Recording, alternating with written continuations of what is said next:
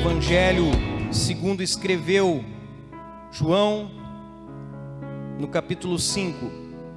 Depois disso, havia uma festa dos judeus, e Jesus subiu para Jerusalém.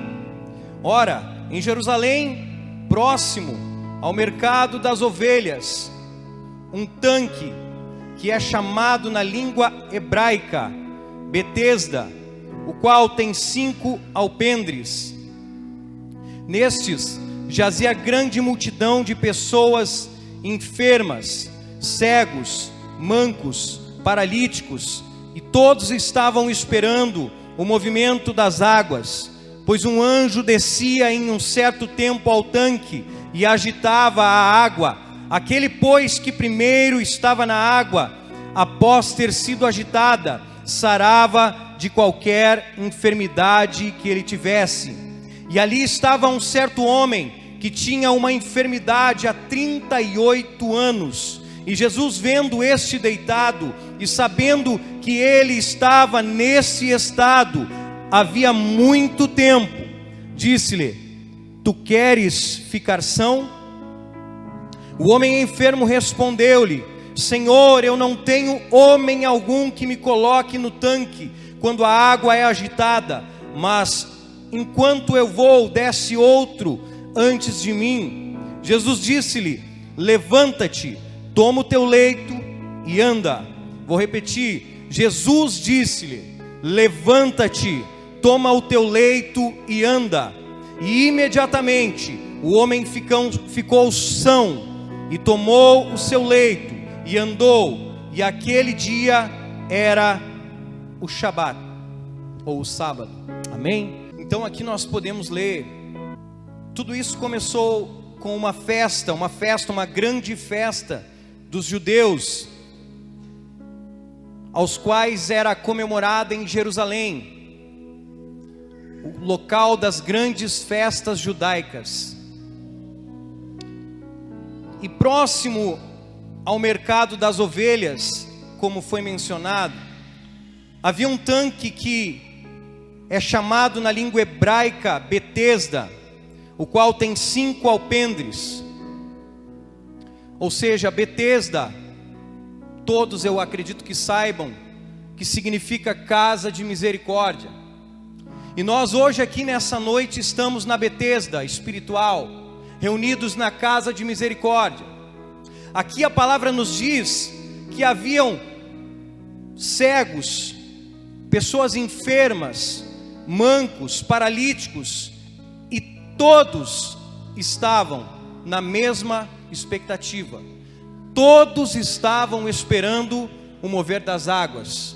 A palavra nos diz que ali descia um anjo de tempos em tempos, e ele, naquele local, naquele tanque, ele agitava as águas, e aquele que era o primeiro que conseguia adentrar dentro daquele tanque, dentro daquela grande piscina, aquele então era curado. Amém? E a palavra nos descreve também que existia ali no meio de todos aqueles um homem, ao qual é o nosso personagem dessa noite, um homem que a palavra também menciona que há 38 anos estava sofrendo, um homem que há 38 anos estava diante, à mercê de milagres acontecendo.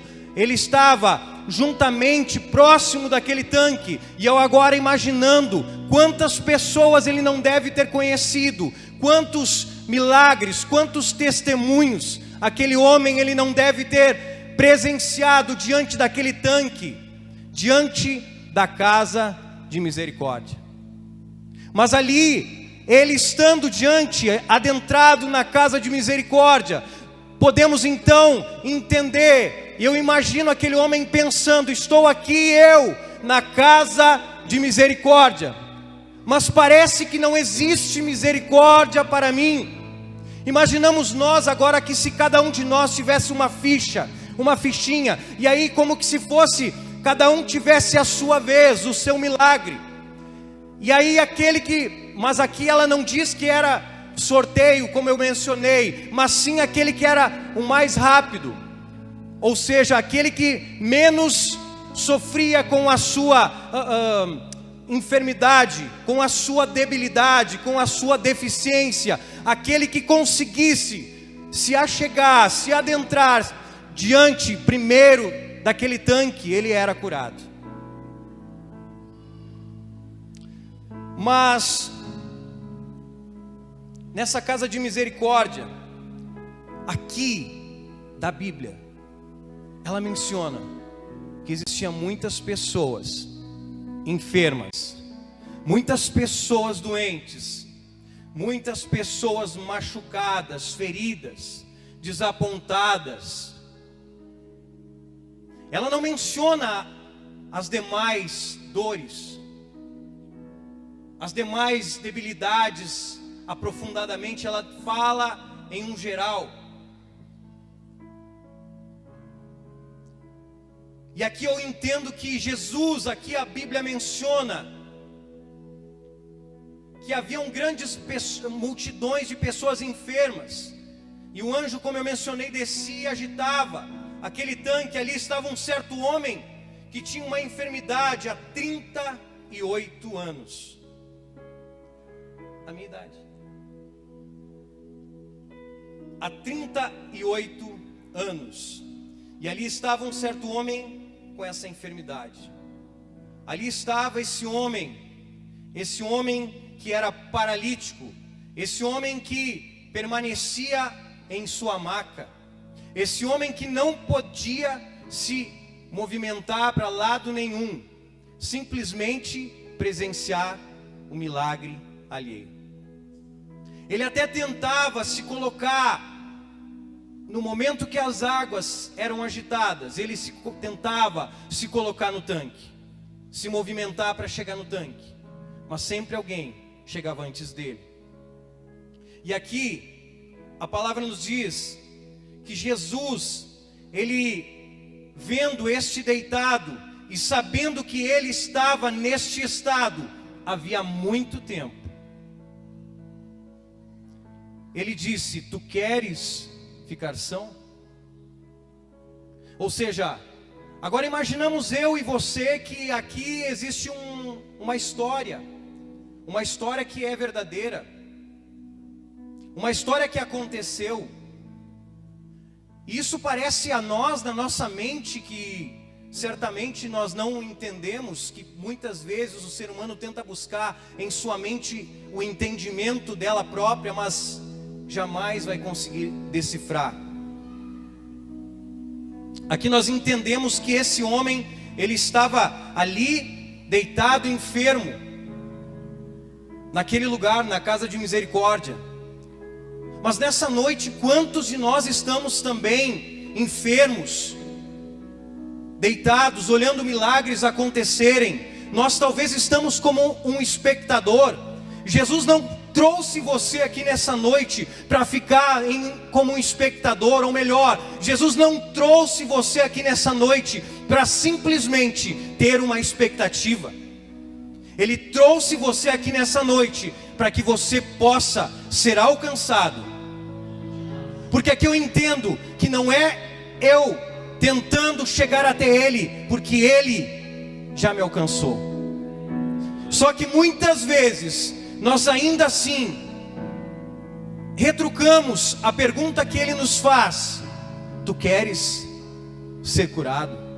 E nós lançamos para Ele uma nova pergunta, ou uma nova desculpa, dizendo para Ele: mas Senhor, eu não posso ir até a frente.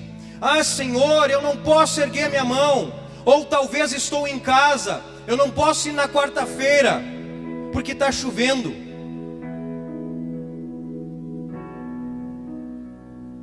E nós vamos colocando desculpas. Mas Jesus, ele não perguntou se você pode se levantar, se você pode. Eu não me lembro de ler na palavra, na Bíblia, Jesus dizendo: faz o seguinte, levanta-te e vai até o tanque. Ele simplesmente declarou: levanta, pega o teu leito e anda. Ou seja, aqui eu entendo que Jesus, ele sabe exatamente, sabia como estava aquele homem. E ele sabe até hoje, e sabe inclusive hoje, como está eu e você. E sabe por quê? Porque ele conhece e sabe quantos fios de cabelo eu e você temos.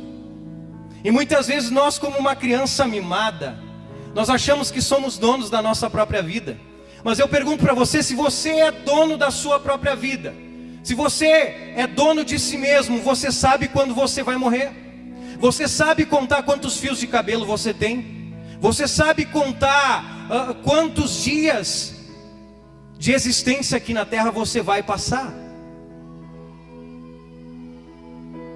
Ele sabe, porque Ele conheceu e Ele criou, Ele fez você, Ele criou você antes da fundação desse século, na eternidade.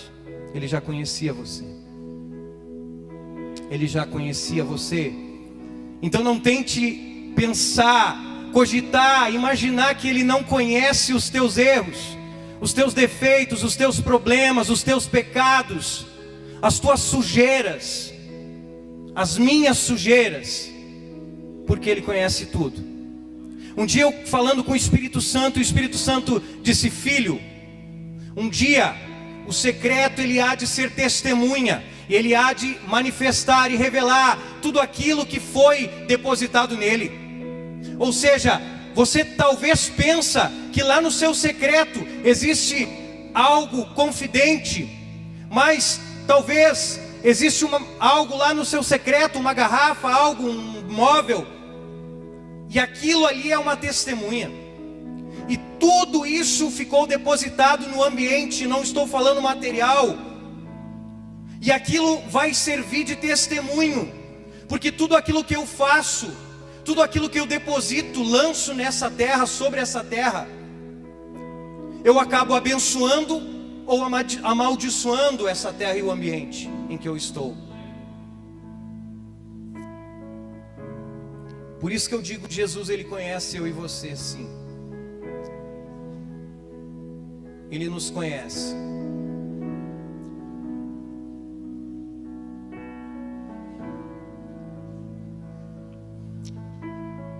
E aqui, na casa de misericórdia, gente doente, machucada, enferma, ferida.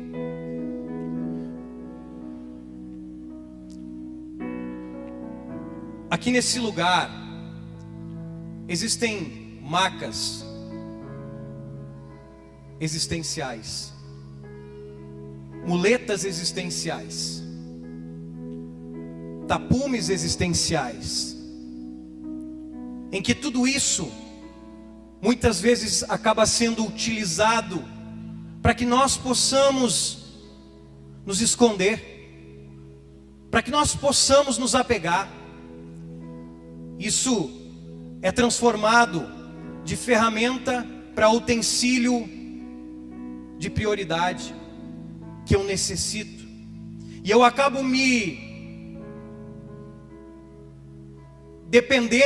dependendo de tais coisas, e eu esqueço que aquilo ali não é para mim, que eu fui criado para ser perfeito e não precisar me apoiar em bengalas existenciais, macas existenciais.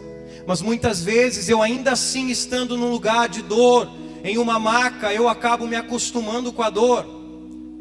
Eu acabo me acostumando com a dor, com os sentimentos de tristeza, com as dores, com as angústias. E tudo isso vai fazendo parte do meu dia a dia. E eu acabo me acostumando sim com isso. E é por isso que existem pessoas que elas estão doentes, porque elas estão em macas existenciais, assim como esse paralítico. Elas estão acostumadas à dor, ao pecado, ao erro, ao engano, e elas acabam dando desculpas para estarem aonde elas estão. Elas acabam dando desculpas para ficarem aonde elas estão. Eu conheço algumas pessoas que elas têm uma enfermidades. Eu conheço um jovem que ele é cadeirante, ele é paraplégico. E ele, um dia perguntamos para ele: vamos conosco na igreja? Vamos conosco na congregação, vamos lá, vamos adorar o Senhor. E ele não tem muito entendimento. Ele tem uma mentalidade assim como que de uma criança também. Mas ele simplesmente coloca externo aquilo que ele escuta. E ele escuta muito dos seus pais dizendo para ele que ele não pode ir em igreja evangélica, porque talvez lá ele possa ser curado, e talvez lá ele vai perder o benefício dele. Como assim?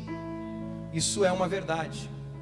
Nós estamos em um tempo em que pessoas elas preferem receber valor em troca de enfermidade.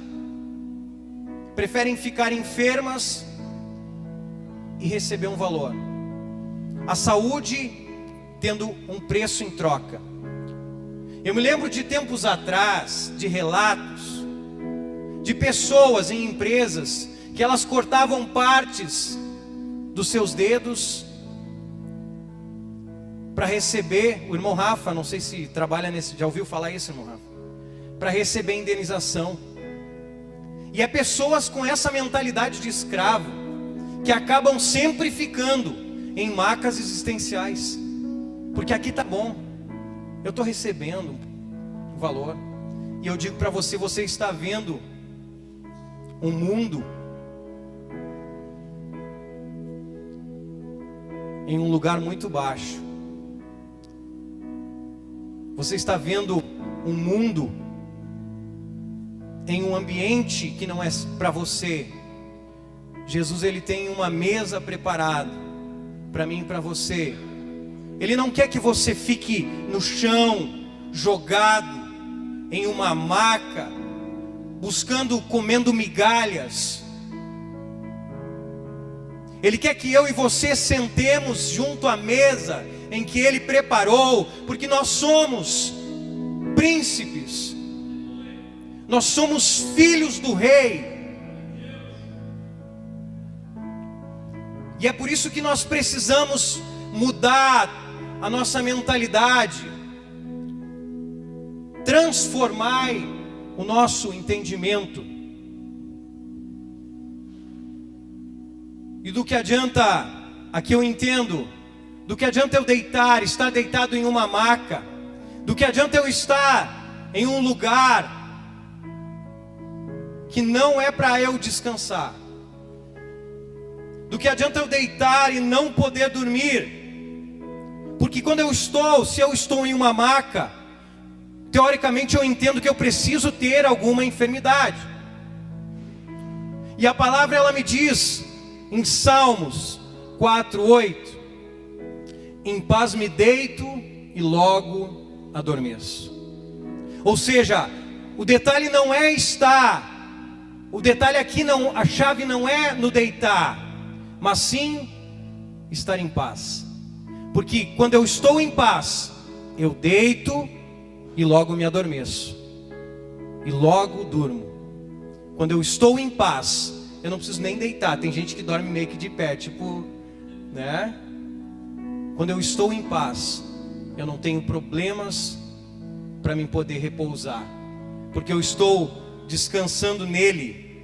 E se eu não deitar em paz, certamente eu não vou dormir. Eu já passei algumas noites que a minha mente ficava como que se fosse um turbilhão, e muitas vezes eu tinha algo lá no outro dia, e aquilo vinha como uma preocupação, uma ocupação antecipada daquilo que iria acontecer. Mas eu digo para você, você precisa se ocupar com as coisas de hoje, não com as coisas de amanhã.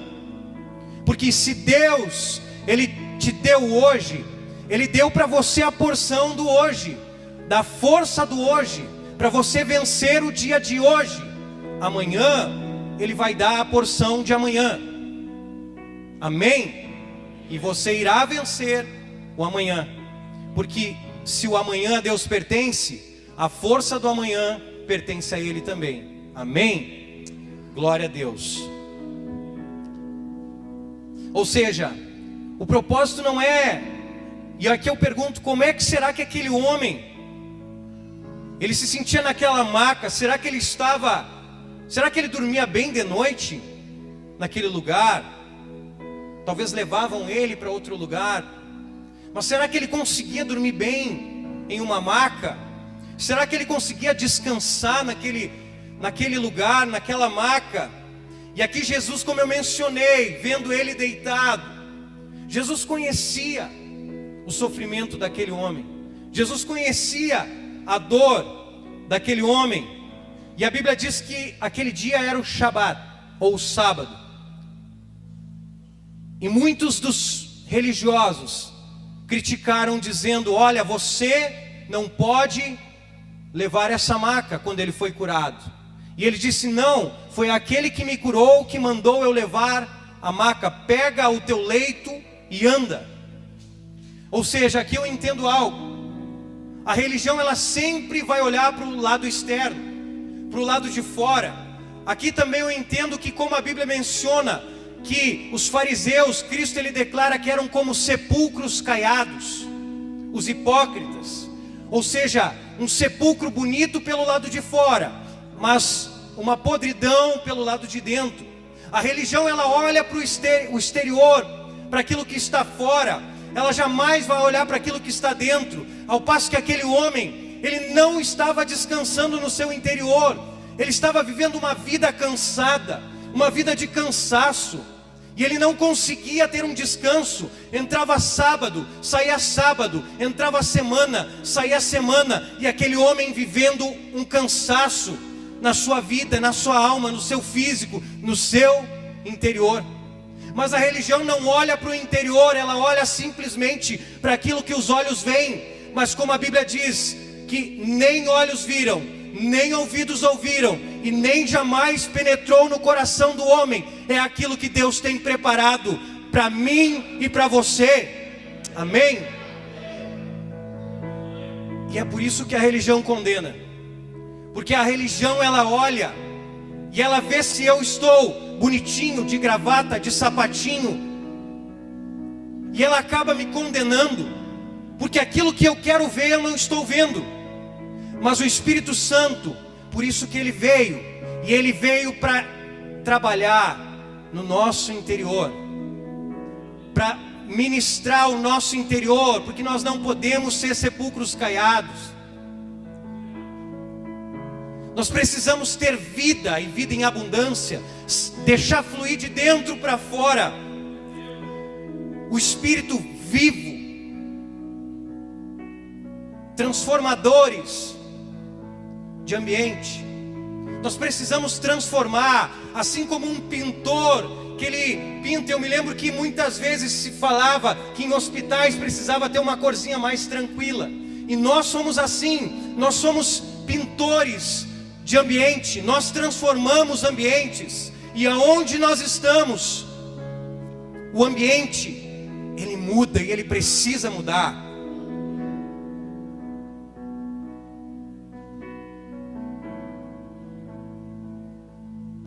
Ou seja, aqui eu entendo que esses homens, esses fariseus, assim como muitos nos dias de hoje, acabam sempre com o mesmo fim. Acabam morrendo pelo famoso carrasco chamado palavra sem revelação. Aonde não houver a revelação e houver a palavra, se eu ler simplesmente a palavra e não ter a revelação, eu vou mudar para você entender. Se eu pegar alguém que veio dos Estados Unidos e ele vier, se não tiver alguém para traduzir o que ele fala, eu e você não iremos entender.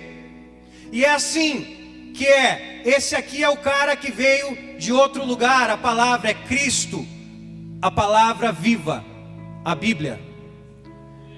Se nós não tivermos o tradutor chamado Espírito Santo, nós não iremos entender. nós não vamos entender o que quer dizer a palavra viva, a palavra revelada. E sabe o que é a palavra revelada?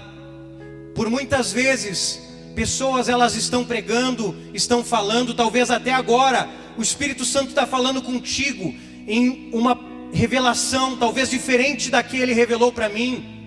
E quantas vezes eu estou no culto e o Espírito Santo está falando, e eu pego meu celular e eu preciso anotar, porque Ele está me revelando algo através da vida de alguém, talvez algo diferente, mas usou simplesmente através de uma palavra que foi lançada, para me dar um entendimento, para que haja uma transformação no meu interior. Ou seja, nós temos que entender que nós fomos criados à imagem e à semelhança, ou seja, por dentro e por fora. Muitos têm simplesmente a imagem, bonitinho, gravatinha, sapatinho, mas não tem a semelhança que vem do Espírito Santo, a semelhança que vem da essência, a semelhança de Cristo, a semelhança que por mais de 2000 anos ainda está viva. E ela está viva porque o Espírito Santo está vivo, Ele é vivo e está dentro de mim e de você. E se eu e você entregarmos a Ele o controle das nossas vidas, se eu e você formos assim como um veículo que entrega a direção para Ele, certamente Ele vai guiar eu e você pelo melhor caminho, porque Ele conhece o caminho, pois Ele é o caminho. Amém? Ou seja, muitas vezes nós viemos e acabamos estando ou sendo assim como esse homem, que nós estamos falando, lendo o que a Bíblia está mencionando dele. Alguém que estava em uma maca. E muitas vezes nós nos colocamos assim, nos colocamos sendo observadores, nos colocamos sendo espectadores, vendo as coisas acontecer, sempre terceirizando testemunhos, porque alguém falou um dia que não sei o que um milagre aconteceu, porque isso aconteceu de uma igreja que o pastor falou e nós não vivemos o milagre. Eu não vivo o milagre, porque eu não dou a liberdade a Ele, eu não escuto as batidas. Eis que estou à porta e bato, e Ele está batendo cada vez mais, e Ele bate de várias formas. Ele bate no louvor, Ele bate na hora da ministração dos dízimos, das ofertas, e muitas vezes nós fechamos a porta do nosso coração e não deixamos. Para algumas outras a gente abre mais fácil, mas eu quero dizer para você que o mesmo Deus do milagre, o Deus da cura, é o mesmo Deus da salvação, o mesmo Deus do dízimo, é o mesmo Deus, é um só Deus, é um só Deus. O mesmo Deus que cura o câncer, é o Deus que tira a dor de cabeça, que está agora nesse momento fazendo isso. Porque Deus, Ele conhece você, Ele sabe dos teus problemas, Ele sabe o que você vivenciou essa tarde, aquela luta que foi hoje à tarde, para que você não viesse. Talvez você teve desconfortos, talvez você teve até uma briga conjugal para vir aqui e estar aqui hoje. Mas agora eu tenho certeza que o Espírito Santo está dizendo: foi para você, era para você estar aqui nessa noite, porque Ele te ama e Ele sabe, Ele te conhece. Ele tinha um encontro marcado da mesma forma que Ele tinha através do papai lá no Éden, lá no entardecer. O encontro, a agenda é a mesma. Nós que acabamos rompendo, nós que não vamos mais ao encontro. a agenda ainda está lá. A presença ainda está, não lá, mas aqui.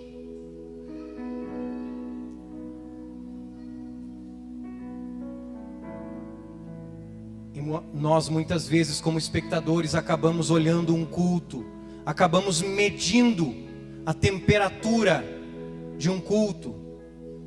Mas eu pergunto para você, muitas vezes nós precisamos ter entendimento: nós somos termômetros ou somos termostato? Nós medimos o calor ou medimos o frio?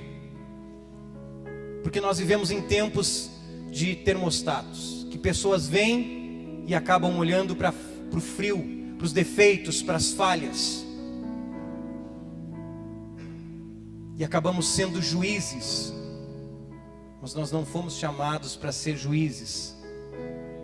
Nós fomos chamados para apresentar, sim, as ordenanças, os estatutos, mas não os nossos, os do céu. Ou seja, a palavra nos fala que o Senhor, Ele se manifesta de várias formas. Ele se manifesta através do temporal, Ele se manifesta através do fogo, do vento, da brisa suave, da calmaria. O Senhor se manifesta da forma que Ele bem entender. E nós muitas vezes barramos a manifestação dEle, barramos aquilo que Ele quer fazer. A palavra nos fala em Lamentações de Jeremias, que o Senhor é a nossa porção. O Senhor, Ele é a minha porção. Deixa eu abrir aqui.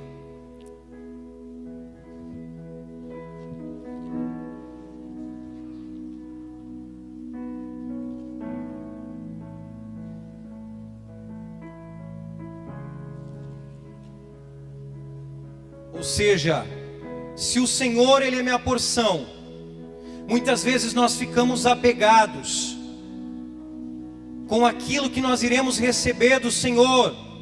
Nós acabamos querendo o reino do céu, simplesmente porque sabendo que em um reino nós vamos receber coisas maravilhosas. Nós queremos um reino de Deus, porque é um reino, mas esquecemos que existe o Deus do reino. E assim como os levitas, que declaravam que o Senhor era a herança deles, nós temos que entender que o reino, só é bom por causa do Deus do reino. E o Senhor que é a nossa herança, não o reino. O Pai que é o importante, não o que o Pai tem, não o que o Pai pode me oferecer. E é por isso que muitas vezes nós acabamos perecendo, porque nós queremos as coisas do Pai e não o Pai. A palavra nos fala, Lamentações 3:24: o Senhor é a minha porção, diz a minha alma, portanto eu esperarei nele. Ou seja, a porção é conforme a minha necessidade.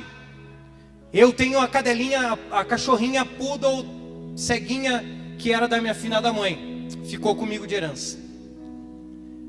E eu preciso sempre, toda noite eu pego um copinho de ração e coloco para ela a porção dela, porque eu sei qual é a porção que ela precisa. E aqui eu entendo que porção é conforme a nossa necessidade. A porção de azeite que vai ser derramada, ou que assim como foi derramado na viúva que não tinha dinheiro, que estava totalmente pobre, foi de acordo com aquilo que ela tinha em mãos. Ou seja, são os vasos que determinam a porção que vai ser derramada. E ela buscou muitos vasos e procurou e juntou e pediu e bateu. Enquanto ela buscou vasos, botijas, ela recebeu a porção. Ou seja, a porção está de acordo com aquilo que eu tenho, com a minha necessidade. E essa porção, nós temos que entender, a porção de uma mulher na Bíblia foi apenas tocar a orla, que ela dizia: Senhor, se eu apenas te tocar nas franjas, na orla, da tua veste, eu serei curada.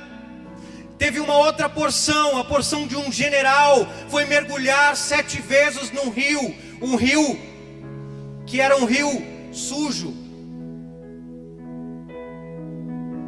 A porção de um cego era: se eu apenas te tocar, se apenas o Senhor me tocar, melhor dizendo, eu serei curado. Para muitos a porção é apenas uma cura, uma libertação. Para muitos outros apenas um milagre, seja ele um emprego, uma casa, um carro, enfim. A porção é apenas uma parte do todo. A porção que eu tiro para minha cachorrinha é uma parte que eu tirei do todo. Assim foi com o filho pródigo. O pai, ele deu uma parte do todo para ele desfrutar da porção. Mas eu pergunto, será que ele desfrutou do todo? Ele simplesmente desfrutou da porção.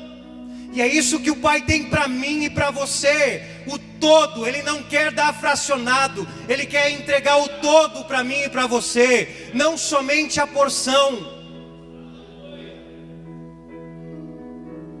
Nós temos o Deus do mais e mais. Nós precisamos entender que Deus, Ele é poderoso.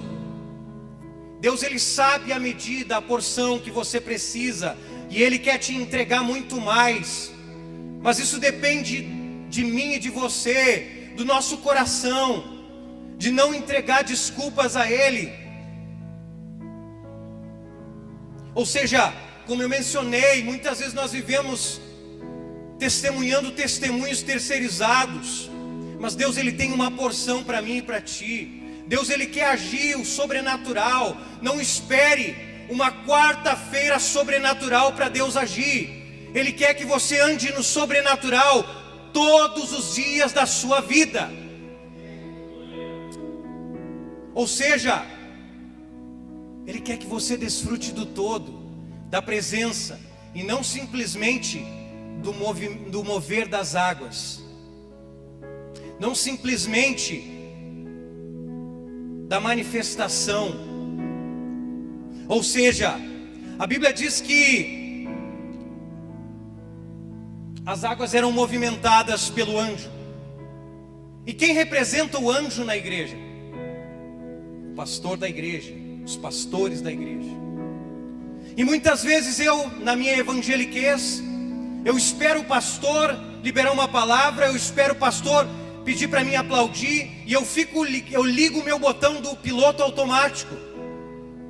E ali, a minha evangeliquez, ela vai cultuando de forma automática, se é que nós podemos dizer que é um culto.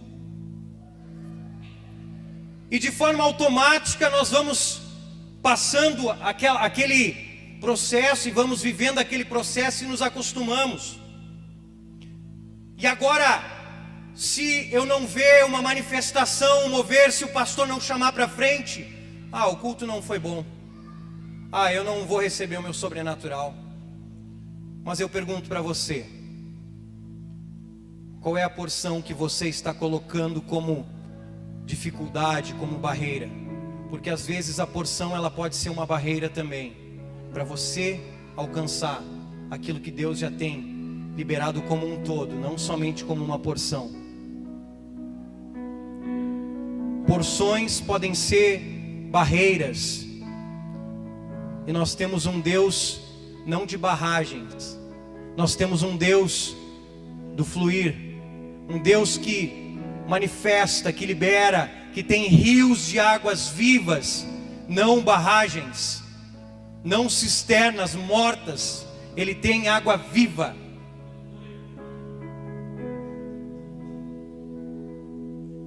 Ou seja, é errado eu esperar pelo meu pastor para me chamar? Não é errado. Mas o véu já foi rasgado. Nós temos que ter intimidade com o nosso pastor. Nós temos que ver eles como homens de Deus, com autoridade. Mas quem sabe, no si de Jesus, Ele está perguntando para você: e agora? O que tu queres que eu te faça? Queres ser curado? O que tu queres que eu te faça? Qual é a porção? Uma mulher ela foi pequena a porção dela. Tocou, foi rapidinho. O homem, ele gritou: filho de Davi, tem misericórdia de mim. Essa foi a porção dele. E Jesus veio. E a sua porção? Ou você precisa de um reteté, de um movimento, de um sapateado, para que o seu milagre aconteça? Milagres já estão acontecendo aqui nesse lugar. Milagres já estão acontecendo.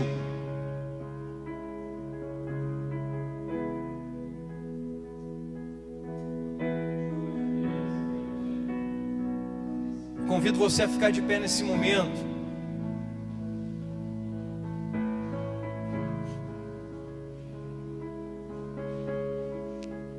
Ou seja, aqui eu entendo que a religião, ela determina como deve ser o milagre, como deve ser a cura, porque eu estou acostumado ao piloto automático, que eu olho A, depois B, depois C, parte A do culto, depois parte B e depois parte C. Mas quando isso é modificado, quando isso tem liberdade do Espírito Santo, que não é errado A, B e C, se nós adorarmos com entendimento, se isso for simplesmente um ritual, por quantos anos nós vamos ficar à beira do tanque, esperando um movimento? Quantos anos nós vamos ficar à beira de um tanque? É como que se fôssemos um peixinho em um aquário, achando que somos livres à beira de uma janela de frente para o mar, achando que somos livres, tendo um mar, um oceano lindo para nós podermos desfrutar. Ou seja, a religião, ela determina como deve ser a cura, mas Jesus, ele libera simplesmente uma palavra. Amém? Feche os teus olhos. Eu quero que você, nesse momento, com os teus olhos fechados, coloque a mão se tem alguma enfermidade.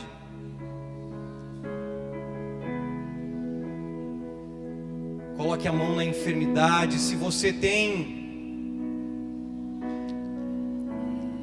alguma petição, eu quero que você, no momento em que estivermos orando, você tenha liberdade. Se você quiser vir aqui na frente orar diante do altar, nós não vamos estar impondo as mãos, mas tenha liberdade. A casa é do papai, tenha liberdade. Esse ambiente é um ambiente de liberdade. Espírito Santo, ele está nesse lugar. O Espírito, ele está nesse lugar. Dê liberdade a ele.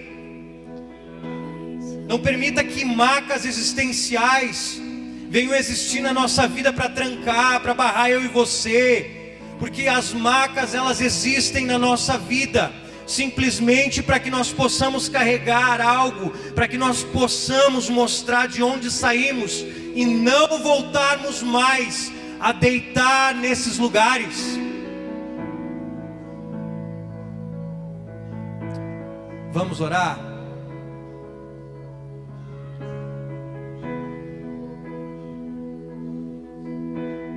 Papai, Senhor, em nome de Jesus, a Tua palavra nos disse, Senhor, e nos diz que de tempos em tempos. Ou seja, era limitado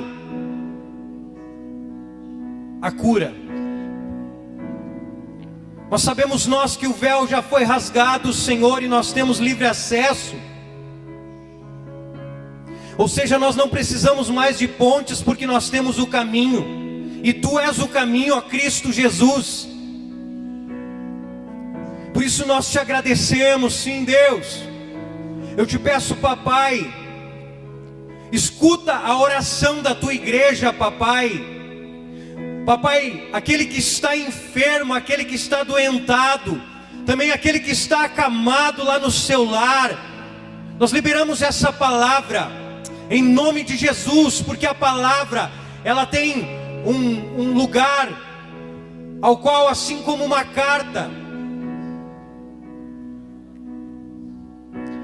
que tem um lugar de início e um lugar ao qual ela está sendo enviada, assim eu libero uma palavra para todos aqueles que estão nos ouvindo, aqueles que estão, Pai, aqui nesse lugar, que a palavra, não a minha, mas a palavra que o Espírito Santo está liberando nessa noite, venha se achegar aonde não há vida, aonde há doença, aonde há enfermidade, aonde há espírito maligno, espírito de morte, em nome de Jesus, que haja cura, que haja milagre, que haja libertação, porque aqui há o Espírito da vida, o Espírito Santo ao qual vem estar libertando essas pessoas, aos quais, Senhor Deus, em nome de Jesus, não venham mais estarem andando, estarem deitadas, sendo levadas muitas vezes por doutrinas, deitadas em macas espirituais.